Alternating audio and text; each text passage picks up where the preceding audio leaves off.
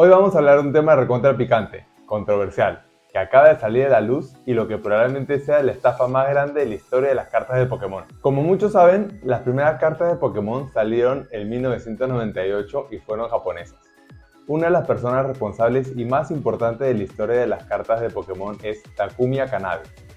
Él trabajó desde inicios hasta el 2008 más o menos. ¿Qué lo hace tan famoso? Él es uno de los creadores del juego y supervisó el diseño de las primeras cartas prototipo de Pokémon. De hecho, él ilustró varias cartas de energía de muchos sets como Team Rocket, Sandstorm, Deoxys, Crystal Guardians, Hollow Phantoms, entre otros sets muy populares.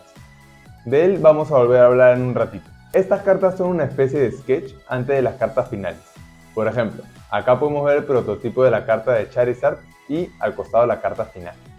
Estos prototipos servían para ir probando colores, formas, mecánicas de las cartas, ilustraciones, entre otras cosas, y les permitían hacer cambios hasta tener el producto final. De hecho, la primera carta prototipo que se sabe que existe es este Seadra que salió en 1995, 3 años antes que las cartas salgan oficialmente. Después estos prototipos fueron mejorando, le pusieron colores, más personalidad, entre otras cosas también. Salieron nuevos tipos de prototipos como las Alpha, Beta, Alpha Pre-Release, Beta Pre-Release y muchas otras más. La cosa es que estas cartas nunca salieron al mercado. Los creadores de las cartas las destruían, por ahí que las vendían en subastas privadas a coleccionistas o también se las quedaban para su colección personal. Obviamente estas cartas valen muchísima plata porque son muy difíciles de encontrar, muy antiguas, especiales y significan mucho para la comunidad de Pokémon porque son las primeras cartas creadas de toda la historia.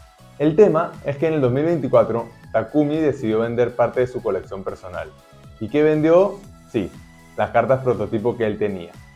Antes de seguir con la historia, en el mundo de Pokémon TCG y en general en el mundo de la colección de las cartas, ya sean de Yu-Gi-Oh, Magic, One Piece, Lorcana o de deportes como básquet, béisbol, fútbol americano, fútbol, existen compañías especializadas que gradean tus cartas. ¿Qué significa eso? Tú las mandas a estas compañías y según 4 criterios, el centrado, las esquinas, los bordes y la superficie, califican con una nota del 1 al 10, siendo 1 la peor calificación y 10 la mejor. Y bueno, también las encapsulan en plástico para protegerlas. Si quieren en otro video podemos hablar más a fondo de esto. Hay otro tipo de calificación cuando simplemente quieres asegurarte que la carta es original o que la carta ya está muy dañada para poner notas de 1 al 10, le ponen la calificación de Authentic, que es básicamente que la carta es original. Gradear las cartas puede hacer que el valor de estas se multiplique por bastante.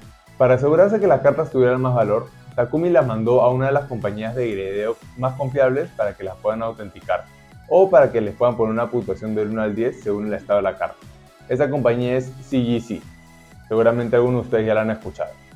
Alguna de estas cartas le puso su firma antes de enviarlas, para que el valor crezca todavía más. Como es una persona tan importante en el mundo de Pokémon, si una carta tiene su firma y tiene buena calificación o es auténtica, el valor se potencia bastante. Muchas de las cartas prototipos regresaron con notas como 7.5, 8 o 9. Considerando que las cartas tienen 30 años, han pasado por muchísima gente a hacer un prototipo. Muchas personas la agarraban, las miraban, hacían de todo con estas cartas en verdad. Son notas bastante altas. Estas cartas se empezaron a vender por 40, 50, hasta $60,000, que lógicamente es un montón de plata. Como era un poquito raro que estas cartas, siendo tan viejas y en teoría deberían haber estado muy desgastadas y dañadas, tengan notas tan altas, una persona que había comprado varias de estas cartas y había gastado una fortuna en ellas, descubrió algo bastante interesante. ¿Qué descubrió? Que algunas de las cartas que había comprado se habían impreso en el 2024 y no en los 90. ¿Cómo lo descubrió? Con algo que se llama metadatos de impresión. Este método también lo usan para ver si algún billete es verdadero o no. ¿Cómo se hace este método? Las compañías de impresión usan un código secreto en sus impresiones que solamente se puede ver usando un proceso de magnificación e inversión de colores. Esta persona hizo el proceso sobre una de sus cartas y salió que la carta se había impreso en julio del 2024. Hasta también salía la hora donde se había impreso. Siguió revisando sus cartas y vio que esta carta de Eevee, que estoy enseñando acá, como pueden ver que tiene la firma de Takumi, descubrió también que se había impreso en el 2024. Esta persona subió lo que había descubierto en un foro que se llama Elite Forum, que aparentemente es uno de los foros más importantes, yo no lo conocía.